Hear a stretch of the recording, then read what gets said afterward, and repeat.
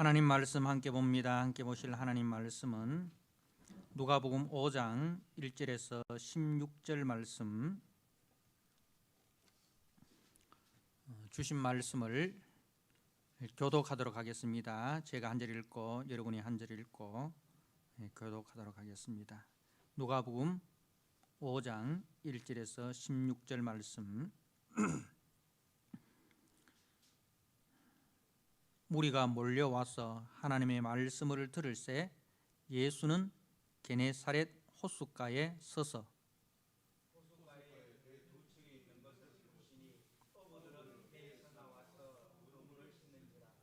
예수께서 한 배에 오르시니 그 배는 시몬의 배라.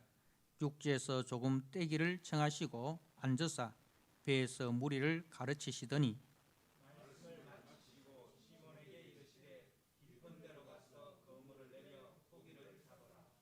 시몬이 대답하여 이르되 선생님, 우리들이 밤이 새도록 수고하였으되 잡은 것이 없지만은 말씀에 의지하여 내가 그물을 내리리다 하고,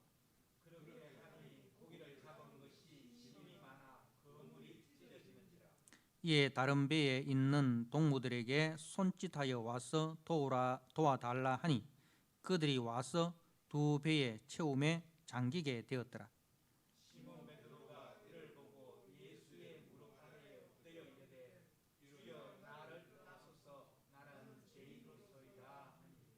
이는 자기 및 자기와 함께 있는 모든 사람이 거기 잡힌 것으로 말미암아 놀라고,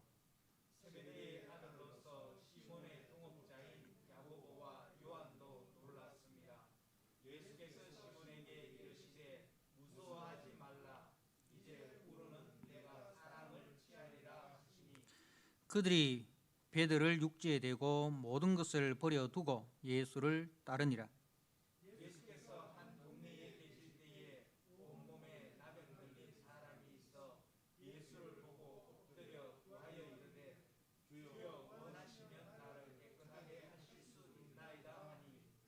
예수께서 손을 내밀어 그에게 대시며 이르시되 내가 원하노니 깨끗함을 받으라 하신대 나병이 곧 떠나니라.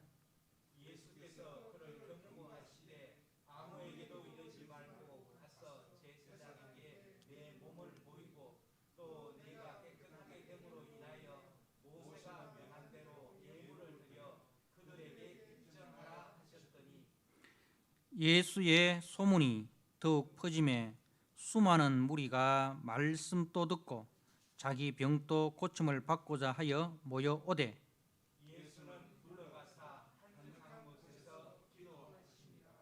아멘. 오늘 누가복음 5장 1절에서 16절 말씀, 주님의 손이라는 제목으로 주신 말씀을 함께 나누고자 합니다.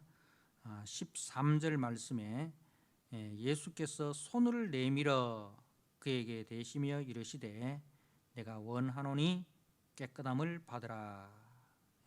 손을 내밀어, 주님의 손이라는 제목으로 주신 말씀을 함께 나누고자 합니다. 우리가 복음서의 주제는 이제 마태, 마가, 누가 이 공간 복음의 주제는 이제 각 복음서마다 중간쯤에 뭐가 나오느냐면 너희는 나를 누구라 하느냐 하는 예수님께서 제자들에 대해서 질문을 던지십니다. 그때 이제 제자들이, 베드로가 대표해서 제자들이 하는 대답이 주는 그리스도시요 살아계신 하나님의 아들입니다. 그렇게 이제 고백을 하죠. 그래서 이 공간 복음의 주제는 전반부, 후반부, 이 신앙 고백을 중심으로 해서 앞부분, 이 전반부는 너희는 나를 누구나 하느냐, 예수가 누구신가, 예수가 누구신가에 대해서 이제 말씀을 합니다. 그래서 전반부에는 표적이 많이 나옵니다. 표적이 많이 나오죠. 그래서 표적을 통해서 예수가 바로 하나님께서 우리 조상들에게 약속하시고 또 하나님의 선지자들이 예언한 바로 그 메시아시다는 것을 이제 증거를 합니다. 표적과 또 예수님의 말씀을 통해서 예수가 하나님의 아들이시며 예수가 선지자들이 예언한 바로 그 메시아시다는 것을 이제 가르치시죠. 그래서 이제 예수님께서 너희는 나를 누구로 아느냐 그렇게 물었을 때에 저들이 주는 그리스도시요 살아계신 하나님의 아들이십니다. 이 신앙 고백을 하게 됩니다. 자, 그리고 이제 그 신앙 고백 이후에 후반부는 예수님께서 비로소 자신이 이 십자가에 죽으셔야 된다는 것에 대해서 이제 말씀을 하죠. 우리가 후반부에 보면 그 예수님의 십자가 고난에 대한 이제 말씀을 여러 번 이렇게 하십니다. 다시 말해서 그가 왜 오셔야만 되는가? 하나님의 아들이 왜 오셔야만 되는가? 그 하나님의 아들 그리스도의 사명에 대해서 이제 말씀을 합니다. 그래서 복음서의 주제는 이제 예수가 누구시며 그가 왜 오셔야만 하는가? 이것이 복음서의 주제다. 그 중간에 신앙 고백이 있다는 것을 우리가 기억을 하면 좋겠습니다. 그리고 이제 이 복음서를 보면 복음서마다 이제 특징이 있습니다. 복음서에 특징이 있죠. 마태복음은 예수님을 왕이라는 관점으로 이제 예수님을 봅니다. 그래서 이제 왕으로 오신 예수님. 마가복음은 이제 종이라는 관점으로 예수님을 봅니다. 그리고 누가복음은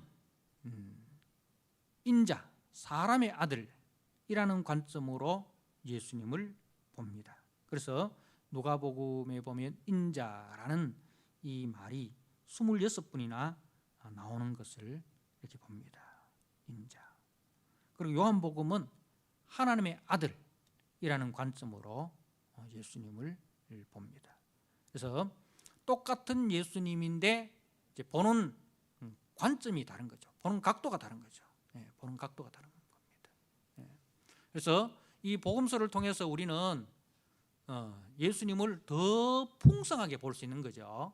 그러니까 왜 마태복음은 이렇게 되어 있는데 누가복음은 이렇게 되어 있습니까? 이게 서로 틀린 거 아닙니까? 틀린 게 아니고 예수님을 더 풍성하게 우리에게 보여주신다. 그렇게 우리가 받아들여야 합니다. 그리고 이제 누가복음의 주제는 잃어버린 자를 찾아 구원하기 위함이다. 누가복음의 주제는 누가복음 19장 10절 말씀이라 이렇게 할 수 있습니다. 누가복음 19장 10절을 제가 한번 읽어드립니다. 인자가 온 것은 잃어버린 자를 찾아 구원하려 함이니라. 그래서 우리가 잘 아시다시피 그 누가복음에는 이런 것을 찾는 이야기가 많이 나오죠. 이런 것을 찾는 이야기. 잃어버린 드라카마를 찾고, 잃어버린 양을 찾고, 잃어버린 아들을 찾고, 그죠? 그래서 잃어버린 자를 찾아 구원하기 위함이다. 이런 자를 찾는 것이 문제겠죠. 그리고 찾아서 어떻게 합니까? 구원하는 거죠.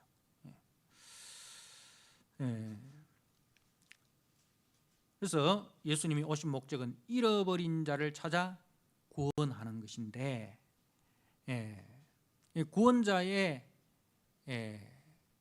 구원자가 되기 위해서는 우리가 오전에 말씀을 했던 것처럼 세 가지 조건이 있어야 된다.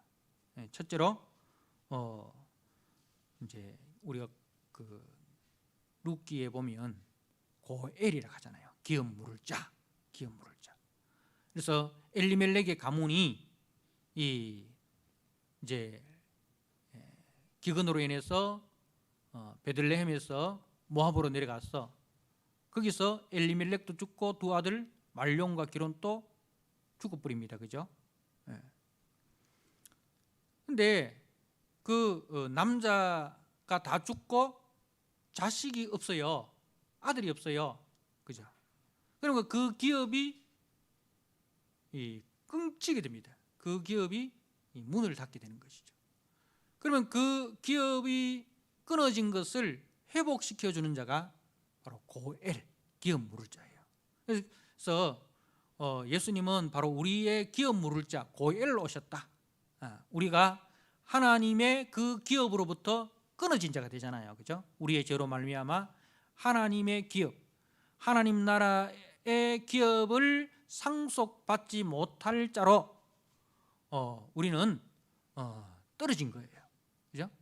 하나님 나라 기업을 이을 자로 우리가 지음을 받았지만 우리의 범죄로 말미암아 우리가 하나님의 기업을 이을 자격이 우리에게 없는 거예요. 그죠? 우리가 하나님의 기업을 이을 만한 그런 자격이 우리에게는 없습니다. 그래서 이제 하나님의 자녀라 칭함을 받을 우리가 하나님의 원수가 되어버리잖아요. 그래서 이제 이를 위해서 하나님께서는 구원자를 보내시는데 구원자를 어떤 모습으로 보내십니까? 바로 사람의 아들로 사람의 아들, 참 사람으로 보내신다는 거죠. 혈과 육에 속한 사람의 모양으로 오셨습니다. 자, 사람의 모양으로 오셨는데 또 그분이 어떻게 어떠해야 됩니까? 능력이 있어야 됩니다. 우리를 불쌍히 이기고 우리를 긍휼히 이기는데 우리가 구원할 능력이 없으면 어떻게 됩니까? 우리를 구원할 능력이 없으면 예를 들어서 내가 사랑하는 사람이 물속에 빠졌어요. 근데 나는 헤엄을 못 쳐요. 나는 맥주병이야. 그럼 어떻게 되겠습니까? 구원할 마음은 있지만은 구원할 능력이 없잖아요. 그죠? 구원할 능력이 없잖아요. 그러면은 구원자가 못 되잖아요. 예수님은 이제 구원자로서의 충분한 능력이 있다는 것을 이제 우리에게 보여주셔야 되는 것이죠. 그래서 이제 표적을 통해서 예수가 누구신가? 이분은 단지 사람의 아들이 아니라 하나님이 보내신 메시아시구나. 이 표적을 통해서 예수님이 하나님이 보내주신 메시아다는 것을 깨달아야 되는 거예요. 그게 아니고 표적을 통해서 나도 저 예수님의 능력을 받아가지고 나도 병 고치는 은사를 받으면 좋겠다. 아니면 나도 예수님의 그 능력으로 내 병이 고쳐졌으면 좋겠다. 그건 1차적인 생각이에요. 사람은 다 그런 생각을 갖습니다. 그죠?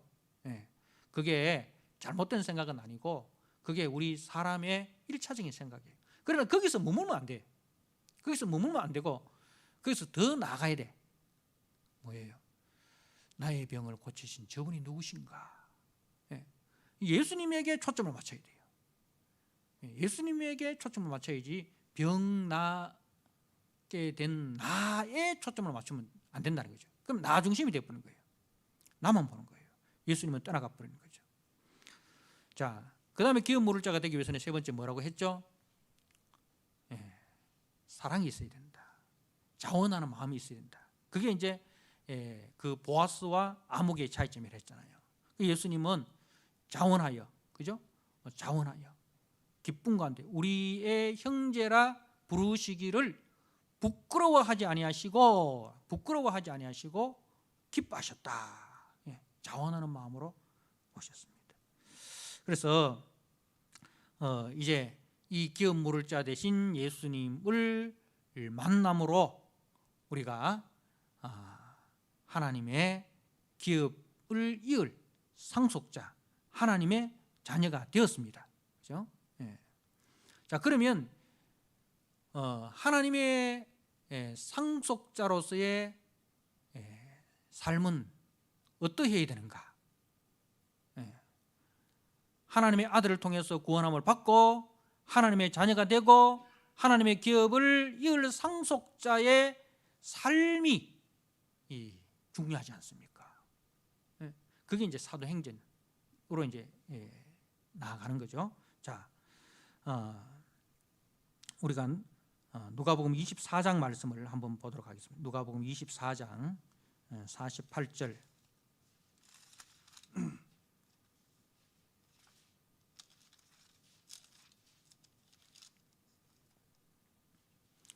(48절입니다) 너희는 이 모든 일의 증인이라. 이렇게 했어요. 이제 우리가 주님으로 인하여 이제 구원함을 받아 하나님의 자녀가 되었는데, 거기서 머무는 것이 아니라 너희는 이 모든 일의 증인이라. 자, 그리고 이제 52절 53절에 그들이 그에게 경배하고 큰 기쁨으로 예루살렘에 돌아가 늘 성전에서 하나님을 찬송하니라. 자, 증인이고 그다음에 하나님을 찬송하는 자로 우리가 부름을 받았습니다. 그리고 증인이고 찬송하는 자로 부름을 받은 그 자들에게 성령이 임하고, 그리고 그 성령께서 우리를 어디로 인도하십니까? 증인의 삶으로, 그리고 하나님을 찬송하는 자의 삶으로 인도하는 것이 사도행전입니다. 그래서 누가복음과 사도행전은 동일하게 누가가 기록을 했고, 누가복음이 전편이라면 사도행전은 후편이라, 그렇게 할 수 있습니다. 그래서 누가복음하고 사도행전은 같이 이렇게 읽을 때에 한 편의 드라마를 우리가 보게 됩니다. 누가복음에서만 그쳐버리면 드라마 보다가 중간쯤 보고 놔두는 거예요. 궁금하잖아요, 그죠? 우리가 드라마 보다가, 드라마는 항상 뒤가 궁금하게, 1편이 끝나고 이제 2편이 궁금하게 그렇게 딱 끝납니다, 그죠? 그래야 그 다음에 사람들이 보잖아요. 그래서 우리가 누가복음 다 읽고 여기서 끝이면 안 되고, 증인의 삶이 뭔가, 하나님의 기쁨이, 하나님께 기쁨을 돌리는 삶이 뭔가, 그게 궁금해져야 돼요. 그게 궁금해지면 어디로 갑니까? 사도행전으로 가니까.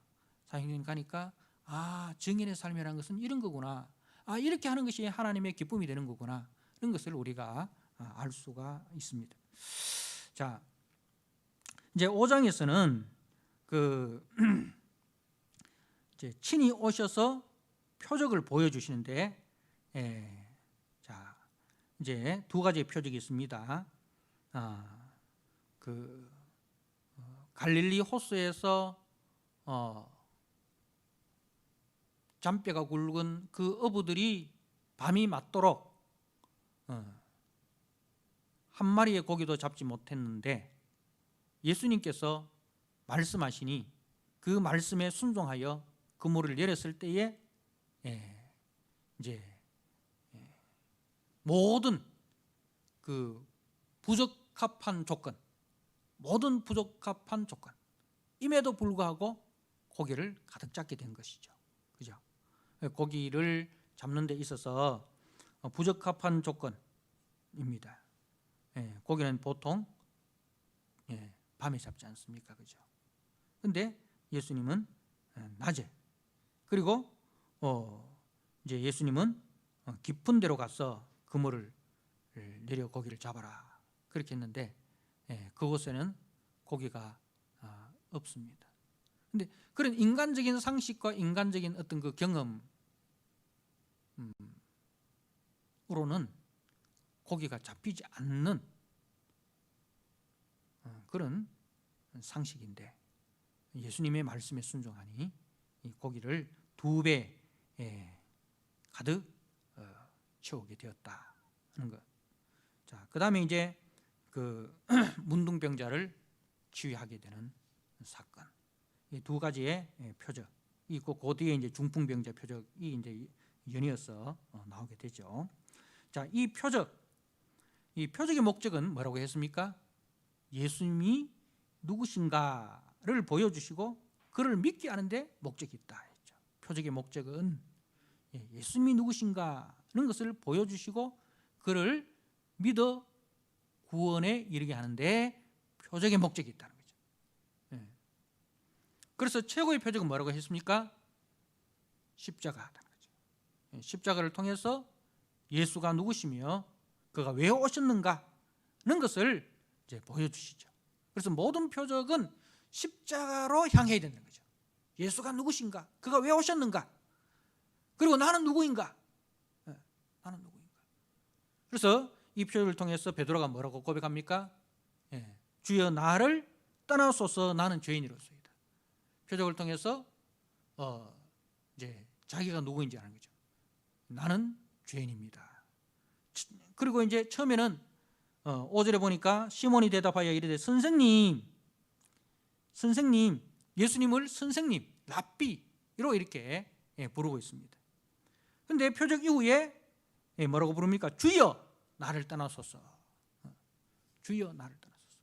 그래서 표적을 통해서 나는 누구며 예수가 누군가 하는 것을 이제 알게 되었고 이제 예수님을 이제 믿게 되는 것입니다. 그런데요, 이 거룩하신 주님 앞에 자신이 죄인됨을 발견하고 떠날 것을 요청하지 않습니까? 주여 나를 떠나소서 나는 죄인이로소이다. 자, 거룩하신 하나님 앞에 죄인된 내가 설 수 없습니다. 그죠? 거룩이라는 속성이 뭐예요? 거룩의 속성은 죄와 함께 할 수 없는 거예요. 죄를 배척합니다. 그죠? 죄를 소멸해 버립니다. 이게 거룩의 속성이에요.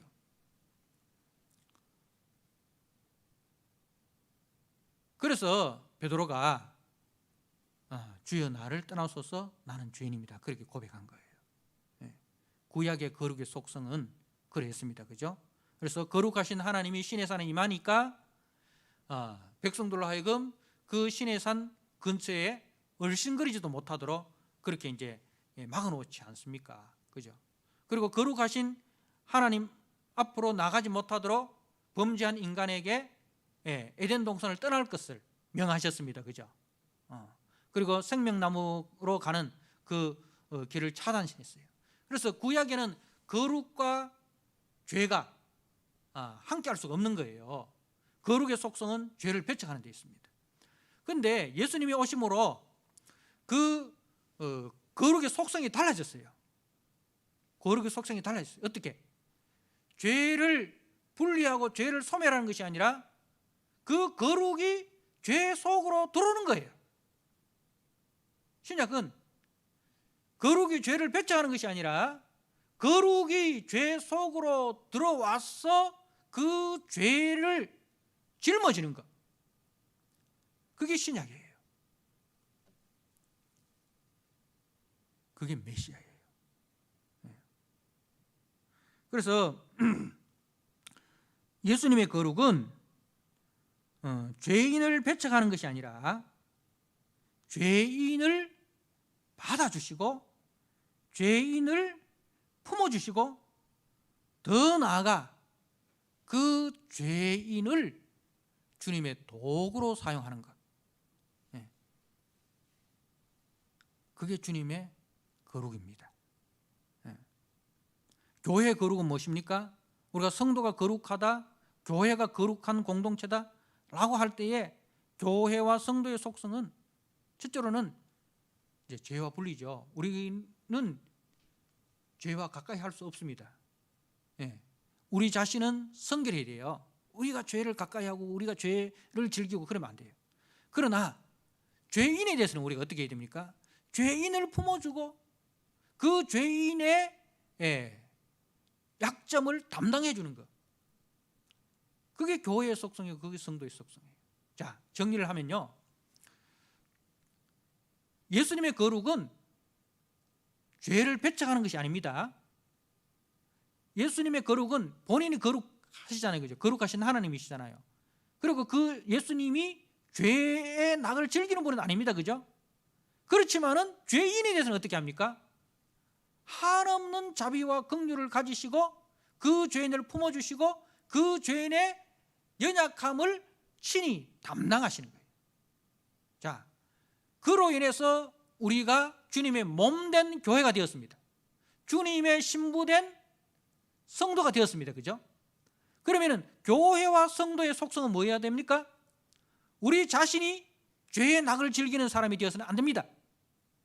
우리는 죄와 싸워야 됩니다. 그죠? 그렇지만은 죄인에 대해서는 우리가 한없는 사랑과 긍휼의 마음으로 품어주고, 그가 죄에 속한 삶이 아니라 거룩에 속한 삶으로 나아가도록 우리가 도와주는, 그것이 교회의 역할이고 성도의 역할이다는 것을 말씀을 합니다.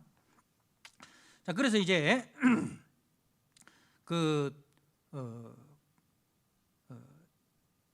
주님께서 제자를 부르시고, 자, 그 다음에 이제 12절에 문둥병자를 치료를 하는데, 자, 문둥병자를 치료하는데 그 특징이 12절에 예수께서 한 동네에 계실 때에 온몸에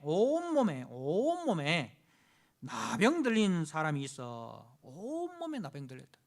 이건 뭘 상징합니까? 우리 하나님을 떠난 우리 인간의 실상을 보여주는 거죠. 의인은 남나니 하나도 없다. 모든 사람이 죄를 범하였으니 우리가 머리에서 발끝까지 전부 다 죄로 오염되어 있는 존재다 있는 거죠. 그러한 우리의 모습을 봅니다. 자, 예수를 보고 엎드려 구하여 이르되 주여 원하시면 나를 깨끗게 하실 수 있나이다. 예수께서 손을 내밀어 그에게 대시며 이르시되, 자, 원래 문둥병자는 우리가 레위기 13장 14장 말씀을 보면 문둥병자는 문둥병이 걸리면 제사장이 진찰을 합니다. 제사장이 가서 보고 문둥병자다 아니면 단지 피부병이다 이걸 이제 판단을 합니다. 그리고 문둥병자로 확진이 될 경우에는 짐 밖으로 나가게 됩니다. 짐 밖으로 나가게 됩니다. 우리가 잘 아는 모세의 누나인 미리암이, 그죠? 모세를 원망하다가 하나님으로부터 벌을 받아서 몸에 문둥병이 들지 않습니까?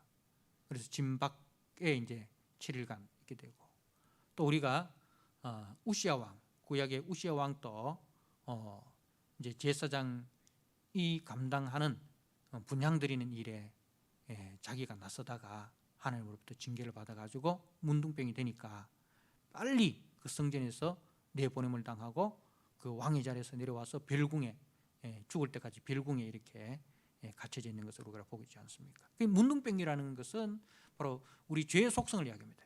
하나님으로부터 관계 단절, 그리고 공동체로부터 관계 단절. 그리고 문둥병이 들리면은 가족으로부터도 이제 격리가 되고 그 공동체로부터도 격리가 됩니다. 그죠? 그래서 죄의 속성은 뭐냐? 죄는 하나님과의 관계 단절이고 이웃과의 관계 단절입니다. 철저하게 죄는 자기 중심이에요. 죄는 자기 중심이에요. 하나님과도 하나님도 나를 위해서 있어야 되고 이웃도 나를 위해서 있어야 되고, 나에게 도움이 안 되는 하나님, 나에게 이웃이 안 되는 나에게 도움이 안 되는 이웃 아무 필요 없는 거예요. 죄는 철저하게 자기 중심입니다. 자기만 모든 관계를 스스로 이렇게 단절시킵니다. 철저하게 관계 중심이 아니라 이익 중심이죠. 이익 중심. 그래서 하나님을 믿더라도 자기에게 도움이 되는 하나님, 이웃을 사귀더라도 자기에게 도움이 되는 이웃, 그것만 딱 하는 거예요. 그게 죄의 속성이에요. 만약에 교회가 그렇다면 교회도 우리 교회를 위하는 하나님, 우리 교회에 도움되는 사람만 이렇게 하면은 교회도 역시 세상과 똑같은 것이죠. 교회의 본질을 잃어버린 거예요. 맛을 잃어버린 소음이 되는 거예요. 교회는 그러면 안 되는 거예요. 자, 우리 주님께서 이제 하나님으로부터 단절당하고 공동체로부터 심지어는 가족으로부터도 단절당한 그 사람을 어떻게 합니까? 손을 내밀어 말씀만으로도 능히 고칠 수 있잖아요. 그죠? 우리 주님이 이 중풍병자를 고치실 때 보십시오. 예수님께서 뭐라고 하십니까? 일어나 걸으라. 그죠? 24절에 네게 이르노니 일어나 네 침상을 가지고 집으로 가라 하심에 그 사람이 그들 앞에서 곧 일어나 그 누웠던 것을 가지고 하나님께 영광을 돌리며 자기 집으로 돌아가니 이렇게 됐어요. 그 문둥병자 고치는 거하고 중풍병자 고치는 거 다르다요. 중풍병자는 그냥 예수님이 말씀만으로도 고치십니다. 그러면은 문둥병자도 주님이 말씀만으로도 고칠 수 있어요, 그죠? 그런데 친히 어떻게 하십니까? 손을 내미시는 거예요. 이 손을 내민다는 것은 안수의 개념이에요. 안수. 그러니까 이 안수의 개념은 동질감입니다. 너와 나는 하나다. 그래서 레위기 1장에 보면 제물을 드릴 때에 어떻게 합니까? 그 제물의 머리에 안수를 합니다. 그건 무슨 뜻이에요? 이 제물과 나는 하나입니다. 이 제물의 죽음은 나의 죽음입니다. 그래서 그 제물이 나의 모든 죄를 대신 짊어지고 죽는 거예요. 그 제물이 죽는 모습을 보면서 죄가 얼마나 비참하다 하는 것, 죄에 속한 내 모습이 얼마나 비참하다 하는 걸 깨닫는 거예요. 그래서 이제 레위기 16장에 가면은 아사셀 염소 이야기 나오잖아요. 그 아사셀 염소도 어떻게 합니까? 대속죄일 날에 그 일을 하잖아요. 대속죄일에 이스라엘의 모든 죄를 이 아사셀 염소가 대신 안수함을 받습니다. 대신 짊어지고 무인지경 광야에 가서 죽게 되는 거죠. 이제 예수님의 십자가 사건의 예표이죠. 자, 예수님께서 온몸에 나병이 들린 그 나병 환자를 주님이 손을 내미셨습니다. 주님이 온몸에 문둥병 들린 영적 문둥병자인 우리에게 손을 내미셨습니다. 우리와 하나가 되셨습니다. 우리와 하나가 되시고 우리의 죄짐을 친히 담당하셨습니다.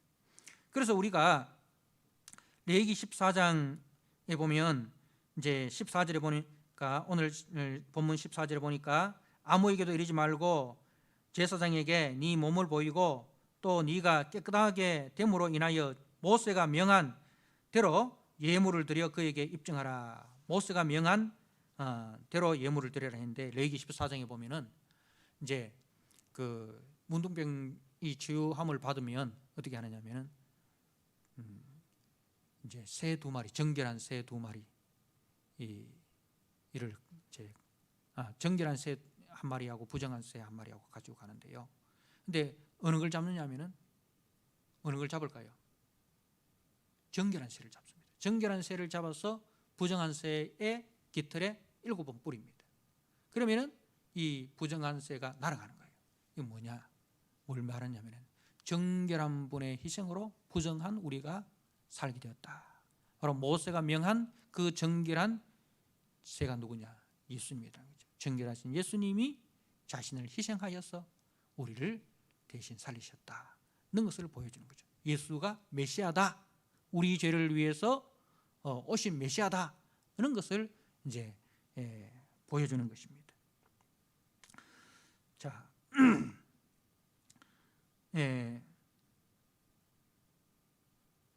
그래서 이제 그 교회의 역할, 이걸 통해서 제자들의 역할이 뭐냐?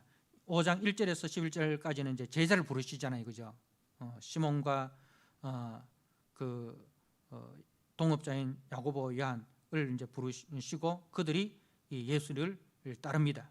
자, 예수를 따르는데, 자, 그들의 제자의 삶이 뭐냐? 바로 이처럼 예수님처럼 부정한 세상 속에 들어가서 부정한 자들의 죄를 대신 담당하고 그들에게 구원의 소식을 선포하는 거, 그게 그 제자의 사명이다 하는 것을 이제 보여주는 것입니다.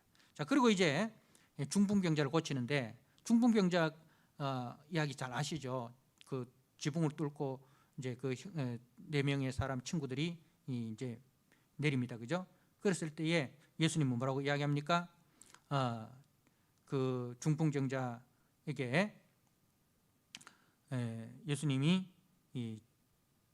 그 하시는 말씀이 그 죄 사하는 권세가 있는 줄을 너희로 알게 하리라 하시고 일어나 네 침상을 가지고 집으로 가라, 그렇게 이야기를 하는데, 어느 것이 더 쉽겠습니까?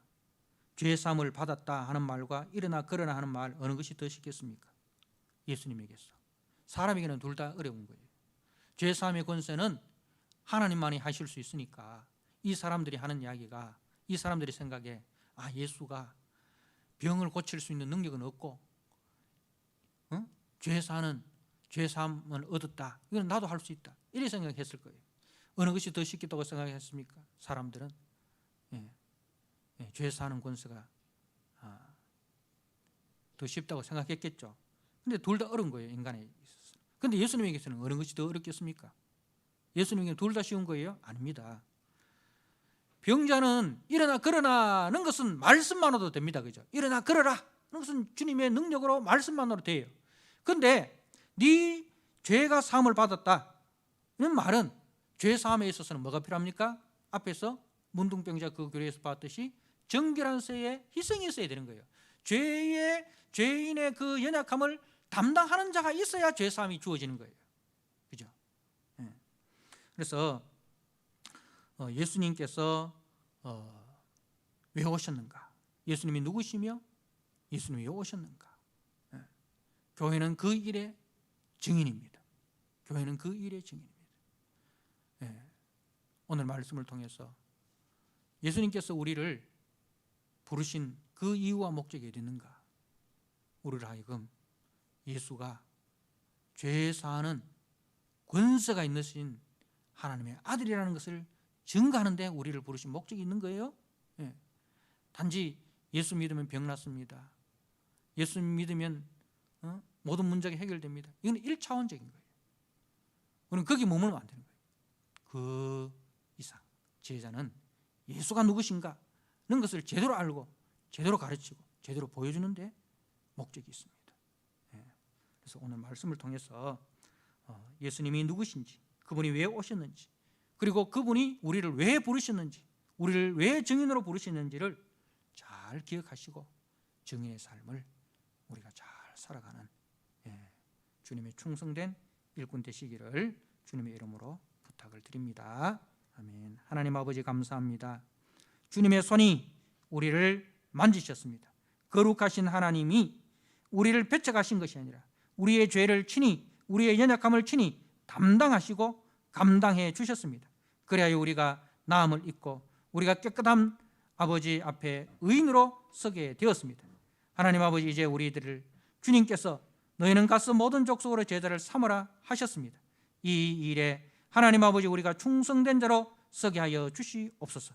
주님의 그 긍휼의 손, 이 우리의 손이 되게 하여 주옵소서.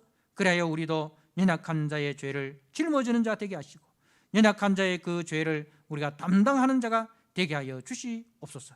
그래야 주님의 사랑을 나타내고 주님의 마음을 아버지 나타내는 우리 모든 교회와 성도 제자들이 되게 하여 주옵소서. 예수님께 하신 이름으로 감사하며 기도드리옵나이다. 아멘. 찬송가 250장 찬송드립니다.